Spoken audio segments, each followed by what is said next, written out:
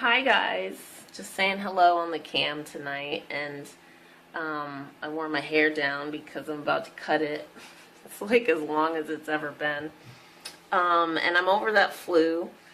I got over it pretty well once I caught it, and I didn't get enough vitamin D this winter, and I had an intuition about 5 days before I got sick that I needed vitamin D. And I just never got around to it. And I think that vitamin D deficiency is why a lot of people end up in the hospital over this kind of stuff. But in general, this was just a really strong virus. I mean, it was harsh. And so it took a lot out of me, but I'm doing better now. So while I had the flu virus, I actually gained some really interesting insights into the way the etheric body works. And it's been a long time since I've had any kind of flu. And I'm a trained nutritionist, so I knew how to deal with it as soon as I got it, and I kept it out of my lungs. A lot of people ended up really sick. This flu sent twice as many kids to the hospital this year. So it's like I was able to deal with the virus and the physical aspect of it, even though for a few days it was really acute and my sinuses really hurt. But while I was going through this, I noticed that my gut went haywire and my whole body turned very acidic, and I was very emotional and I couldn't think straight. And I've been working on my gut health for the past year, really refining my protocols. And I've made a lot of progress, but I wasn't quite there. And when this virus hit, it kind of unraveled some of that. And I was upset at first, but I realize now that this was actually a very fortuitous, because it forced me to not only go deeper with my observations, but to reapproach my mind-body integration and strengthen my etheric body. But everything really did go haywire while I had this virus. I had bad stuff happen to me offline, and just negative energy and just miscommunications and breakdown with people. And a lot of it all just had to do with like boundary issues and whatnot. So I just haven't had enough time to really do my thing online and focus on my goals and my projects. But this sort of helped me with some of the work that I've been sitting on for a long time, actually.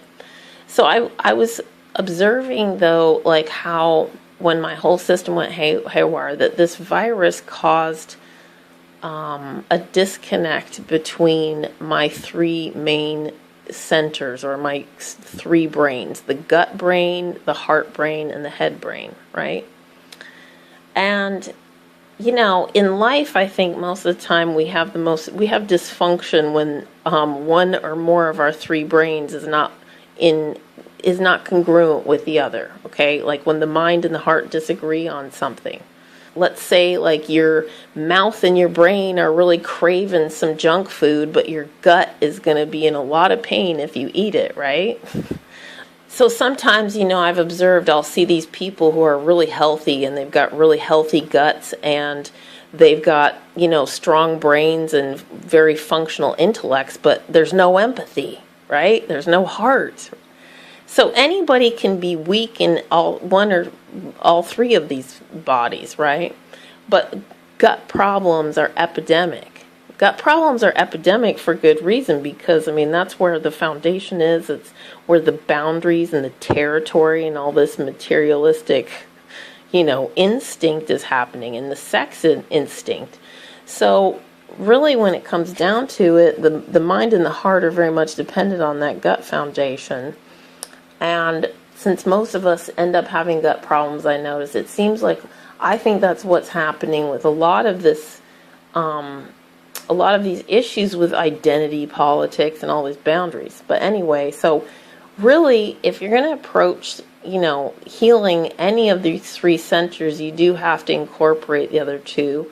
And for me, as I've been going through this gut healing process, it's really lifting my heart and mind. The gut can really weigh you down.